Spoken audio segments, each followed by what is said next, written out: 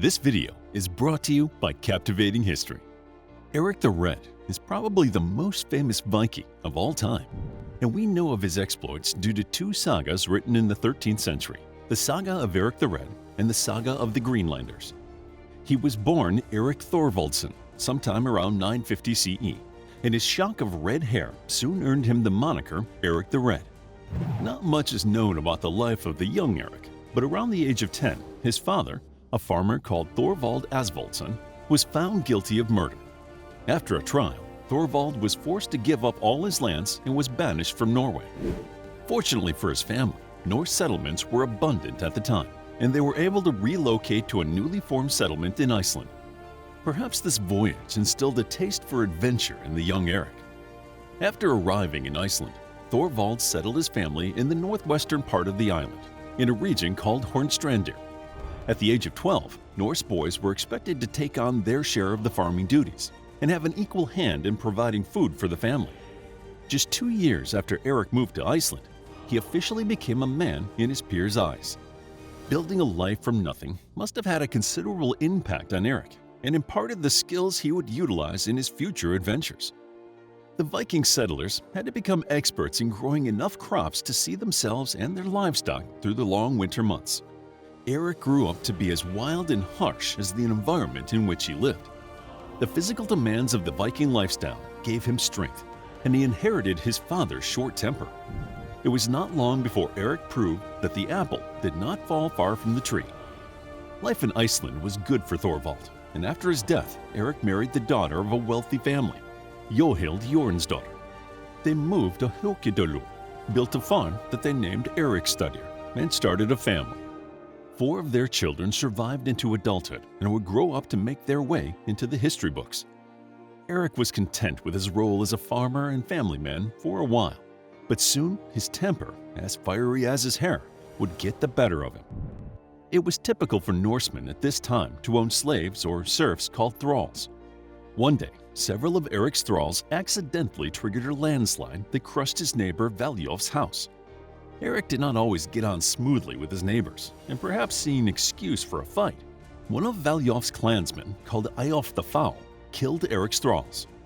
Erik did not take this well and killed Eyjolf along with another man named Holgheim Raffin. As Erik had killed a fellow Norseman, like his father before him, he was forced to give up his farm and move his family to an Icelandic island called Oxney.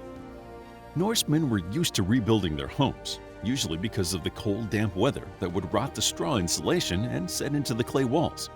However, they would not replace the large wooden beams, called setstokkar, which were elaborately carved and held great mystical and symbolic value. Erik still possessed the setstokkar that his father had brought with him from Norway. While he set about building his new home, he entrusted them to his friend Thorgest. Once Erik's house was complete, Thorgest refused to return the setstokkar, prompting Erik to take them by force. However, the stories are unclear as to whether the setstokkar that Erik took was actually his own. Expecting retaliation, Erik set up an ambush for Thorgest's men should they come after him. They did, and in the ensuing fight, Erik killed 2 of Thorgest's sons. History repeated itself once more, and Erik was found guilty of murder and banished from Iceland entirely. But despite his bad reputation and even worse temper, Erik persuaded his peers to allow him to keep his land and possessions and spend 3 years in exile rather than be outlawed entirely. This turn of events proves that Erik used the power of language just as effectively as physical force. Erik decided to spend his time in exile on the ocean rather than on the run. In 982, Erik and his crew set sail from Snæfellsjökull. They planned to explore a landmass that had been previously sighted to the west. After sailing for about 180 miles, Erik saw the icy shoreland of what he would call Greenland. Erik and his crew sailed to the western side of the island before finding a place to land the ship. He spent his 3 years in exile exploring the land in the summer and finding shelter during the harsh winters. The crew's first winter was spent on an island they dubbed Eriksay. When the weather warmed, they sailed up a fjord and moved inland to a place they named Eriksfjord. During the second winter, they stayed in a place called Eriksolmar. As adventurous as Erik was, he wasn't too original when it came to naming places. Most of the places he visited, he named egotistically. Although Greenland was far from ideal, Erik found that it had rich soil that was exposed in the summer, and it was uninhabited. The lack of native inhabitants may have appealed to Erik due to his infamous lack of etiquette when living alongside others.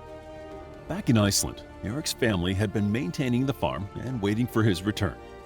Once the 3 years were up, Erik was determined to abandon Iceland altogether and move his family to Greenland. Knowing he could not do this alone, he managed to persuade around 500 others to relocate with him.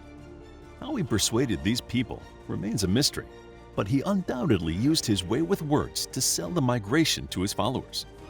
While the reasons why these 500 people decided to follow Erik was probably varied, many may have been drawn to the idea of being the first to colonize the land. Historians suggest that by naming the new land Greenland, Erik strategically tried to make it more appealing to prospective settlers. The Norsemen were primarily farmers, and therefore land was a valuable commodity. Being the first to arrive in a new country meant that they would have the first pick of the land and would be able to increase their wealth and power. However, the name was more of a marketing tool, as the land was not all that green. In the summer of 985, 25 ships full of men, women, and children set sail for Greenland. A little over half of those ships completed the voyage, with 11 either returning to Iceland or being blown off course. Upon arrival, the settlers established 2 colonies, one in present-day Qaqortoq and one near the modern capital of Nuuk. The new colonies built traditional longhouses, except since trees were scarce, they used stone rather than wood. Erik himself built his new family home at the head of Eriksfjord. As the chief of this new settlement, there were no more accusations made against him, and he lived the rest of his life in relative peace. Despite the harsh environment, the Greenlanders established a successful economy based on fishing, farming, and trade. Greenlanders had access to many animal pelts that could be sold to Icelanders and Norwegians. Polar bear furs, seal pelts, caribou skins, and Arctic fox furs were all valuable commodities that could be traded for timber and other items. One of the most notable items the Greenlanders sold was unicorn horns. Of course, there were no unicorns in Greenland, but there were narwhals. Narwhal tusks could conceivably be passed off as the horn of the legendary unicorn, so that is precisely what the Greenlanders did. They sold narwhal tusks to Europeans, who ground them down for medicinal purposes and treasured them, believing that they were indeed proof of the existence of these legendary beasts. Exploration continued to run in Erik's family, and in around 1000 CE, his son Leif would become world-renowned for being the first European to set foot in North America. Leif was inspired to journey farther west by the lack of suitable trees in Greenland. As the population grew, so did the need for timber. While houses could be built from stone, wood was still needed for the famous Viking longboats. As trade was an integral part of the Greenlanders' economy, they desperately needed better access to boat-building materials. It was not just Leif that made the journey, but also Erik's other sons, Thorvald and Thorstein, and his daughter, Freydis. While the two sagas differ slightly on the voyages to America, which the Norsemen dubbed Vinland, they both agree that Leif made the first landing on the continent. But Leif's legacy was nearly owned by his father. Erik was supposed to lead the voyage of discovery, but after falling off his horse shortly before they were due to depart, Erik decided to leave the adventuring to his children. The sagas state that Leif and his crew passed 2 landmasses before finally making land. First, he saw the territory that he named Helluland, meaning Land of the Stones, or Flatstone Land, which historians believe to be Baffin Island. Next, they sailed past a place with vast forests that Leif dubbed Markland, meaning woodland, which is now thought to have been Labrador. Both sites were deemed too inhospitable to land, so Leif continued until he found a suitable harbor at a place with an abundance of wild grapevines. He named the country Vinland, or Vineland. There is much debate about whether he actually landed, with some maintaining that he landed in Canada and others thinking he made it as far south as Cape Cod. While there has been speculation about various Viking settlements in America, only one site found has conclusive proof of a Norse village at Lands-on-Meadows in Newfoundland. This settlement was only used for around 10 years, and there is no evidence as to whether it was the houses that Leif and his men built or if it was later explorers of the area. Wherever they landed, Leif and his men managed to return to Greenland laden with timber and grapes. The houses he left behind served to shelter his siblings on their own adventures, so Leif must have mapped the journey extremely accurately. as his older brother and sister were able to find his landing site without an issue. Leif's brother, Thorvald, spent 2 years exploring the coast of Vinland. During this voyage, the Norsemen encountered Native American tribes that they called Skrælings. The Norsemen traded and fought with the Skrælings, and during one conflict, Thorvald was shot and killed by a Native American bowman. He was buried at a place the Norsemen called Crossness, and the remainder of the crew returned to Greenland with more timber and grapes. The lesser known of Erik's children, Thorstein, made an unsuccessful trip to recover Thorvald's body, but ultimately returned empty-handed. Not to be outdone by her brothers, Freydis led the last of the family's expeditions. Freydis was, by all accounts, as brave and temperamental as her father. 2 stories are linked to her time in Vinland. In one tale, she stood down an army of Skrælings when her male companions had fled.